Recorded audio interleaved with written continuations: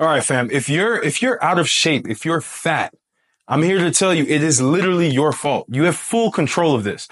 And some people are going to sit here in the comments and be like, "Oh no, it could be a genetic disposition."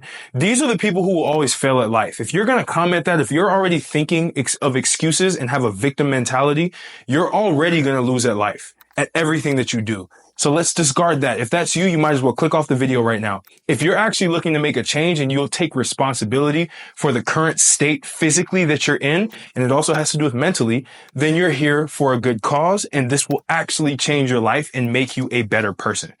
So if you're fat and you're out of shape, there's really two big things that you're missing. You're missing information and you're missing correct actions that'll actually lead you to the result that you're looking for.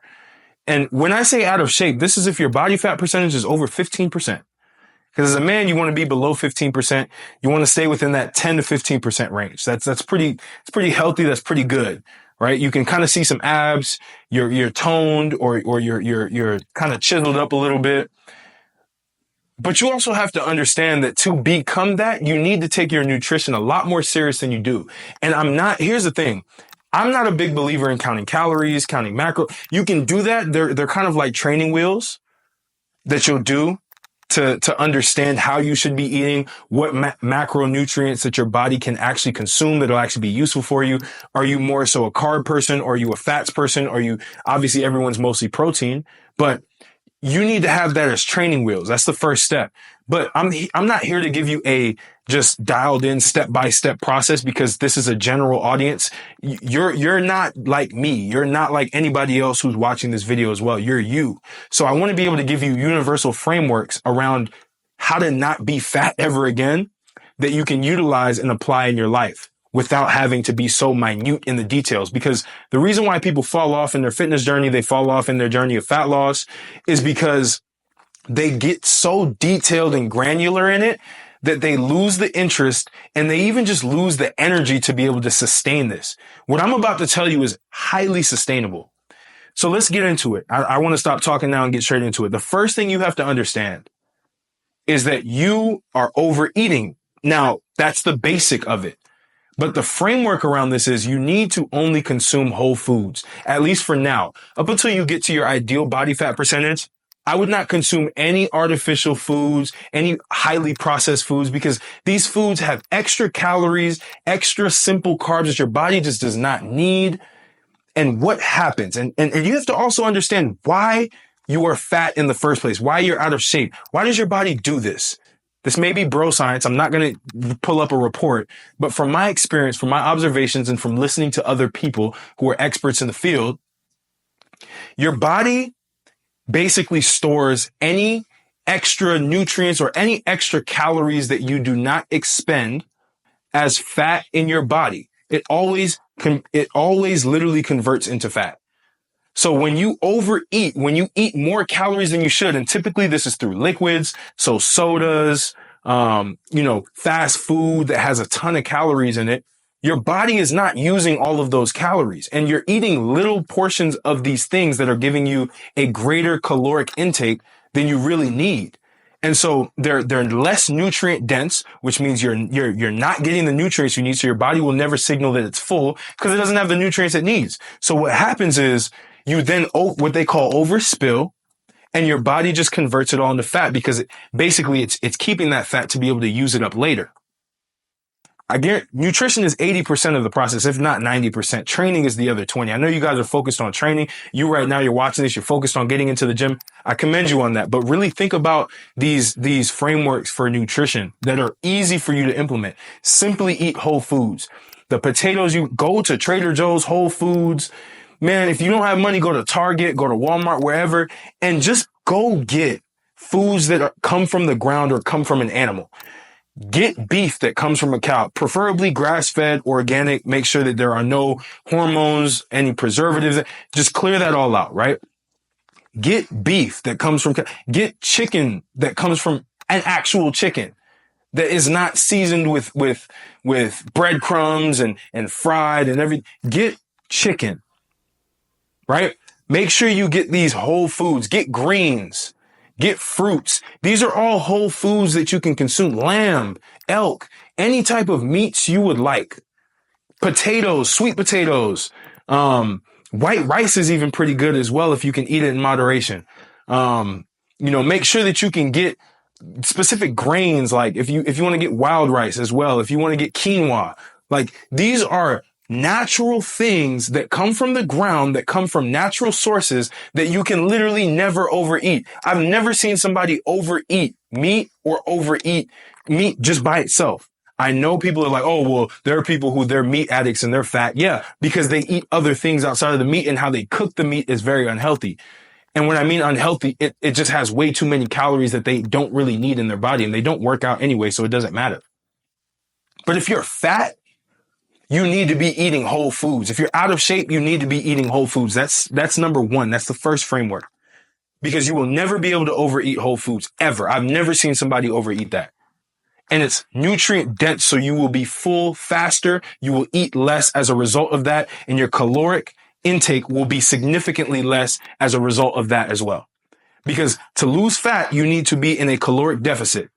To be in a caloric deficit, you need to be full and not wanting to eat more, right? Past your caloric maintenance. And you can calculate all of this online if you just go on Google or go on ChatGPT. I don't need to be doing this in this video. But at the end of the day, the best thing you can do for yourself, for anything else that you want to accomplish, you need to make sure that you're literally getting it natural. You need to be making sure that all of the foods that you're eating come from the earth and they're not manufactured or artificially produced, because that's just going to give you excess amounts of calories without any nutrients in it to fill you up, to even have your body use. Your body uses fats, it uses proteins, it uses carbs. It uses all these macronutrients.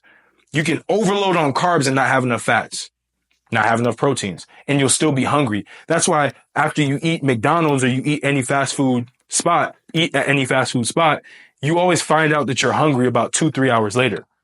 It's designed that way. It's designed that way so you can go buy more. When you finish drinking soda, you get thirsty again. It's designed that way.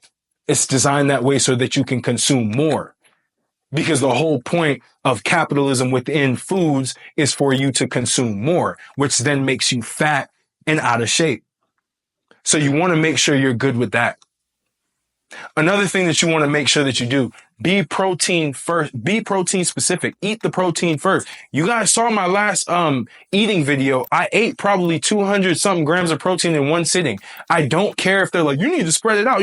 No, I'm busy. I have things to do. I need to be able to make sure that I eat enough protein so I can get back to work. I have businesses I have to run, and you're probably busy as well. You need to be efficient with your eating schedule.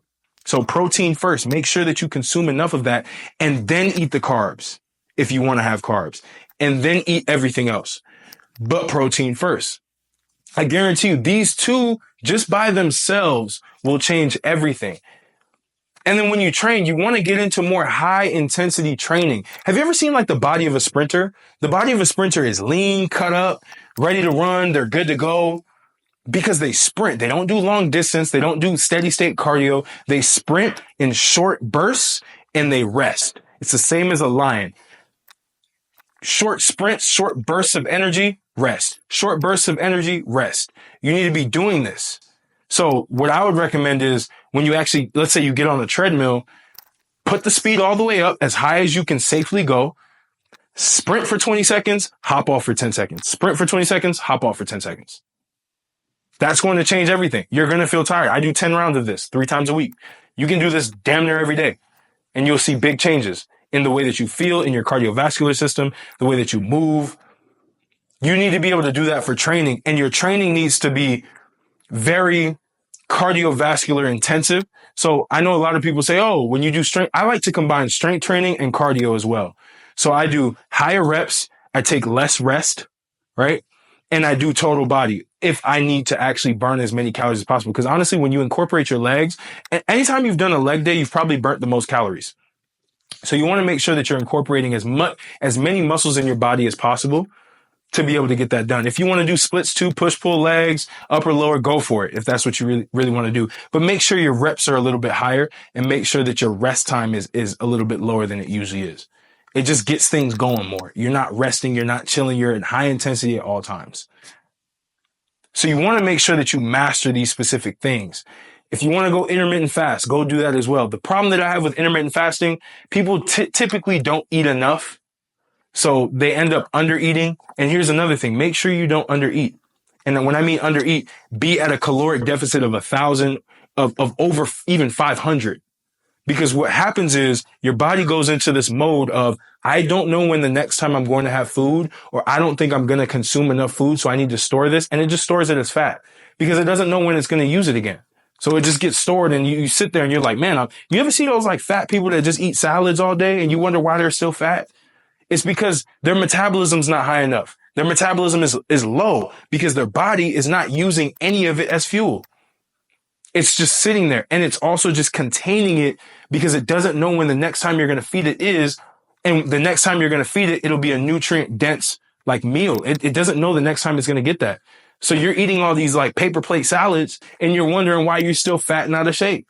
You need to be eating a lot more protein because the more muscle you have, by the way, the more your fat is going to go down because your muscles require energy to maintain.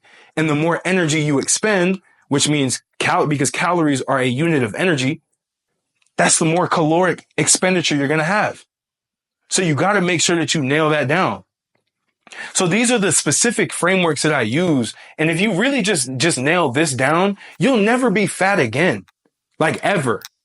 And once you get down and you have enough muscle like myself where I can go to In-N-Out right after this and go eat a quote unquote cheat meal. I don't even believe in cheat meals because I'm not cheating. This is just my diet. I can eat whatever I want, but I choose to eat whole foods 80 to 90% of the time. Then I can go eat whatever I want. But once you can get to this level, see, you want to skip the process and have the lifestyle of a fit person when you're fat and out of shape. You have to go through this period of strict eating, but obviously keeping a framework and not being too strict on it. And then you can earn the body that you want that can go eat whatever you want at whatever point in time and just don't overdo it. And you'll have the discipline. But what you want to do is you want to be able to eat whatever you want and still lose weight. Train and just barely be at the gym doing whatever, low intensity, and think you're going to lose weight. That's just not happening, fam. And I'm here to help you. If you want to stop being fat and out of shape, you need to apply these ASAP. And it's not hard to apply these things. You just have to do it. And I promise you, you will start dropping weight. I've had clients, they don't track calories. They don't track anything. I've just given them this framework and they literally start shedding pounds. And obviously you're a man, make sure your testosterone is up. Take testosterone boosting foods, right? Make sure your zinc is up. Zinc is a big proponent of testosterone, your iron. This all comes from meat, by the way. I know a lot of y'all want to be vegan. That's the worst diet you can ever have as a man. It's an estrogenic diet. The more estrogen you put in, the fatter you're going to get. Because at the end of the day, estrogen, like women store fat a lot more because they have a lot more estrogen. It's a part of their DNA. It's a part of like their survival mechanism. It's a part of their mating mechanism, right? To be able to store fat, right? Around just to keep. But as a man, you don't want to be storing fat. You don't want your estrogen levels to be high. So why are you going on a vegan diet? Why are you eating soy? Why are you doing these things? Soy is the worst thing you can ever consume. Anything with soy or seed oils in it, try to avoid those as much as possible. You can have it every once in a while if you want to just go eat out, whatever. Cool. But try to stick away from like an estrogenic type diet. Stay away from all of that. Get your testosterone higher. Make sure you're eating enough fats. Enough fats will increase your testosterone. Meat will increase your testosterone. Red meat. Yes, red meat. Eat it. Chicken is inferior to red meat. Chicken is an inferior animal. Cows, elk, deer, all of these things, these are superior animals. That's literally my esoteric way of putting it. But the reality is you need to be eating red meat because red meat has those B12 vitamins that you need, or the B complex vitamins that you need. It has the collagen. It has all of that stuff in it that you need to be able to increase your testosterone. Get enough sunlight. Take vitamin D supplements if you need to. Get in the sun for at least 30 minutes a day. If it's winter, make sure you just up the vitamin D intake. But this is all that you need to increase your testosterone. Make sure you're getting at least enough sleep. I tend to go about 6 to 7 hours a day. For me, that's all I need. If I go 8 hours, it's a little too much. 6 to 7 hours, I'm good. You do that, you'll be straight. You will never see yourself as fat ever again. You will look in the mirror and be like, wow, my whole physiognomy has changed just by your frameworks that you've applied and the different patterns of eating that you've done. And that's all you have to do. Make sure you're drinking enough water every day.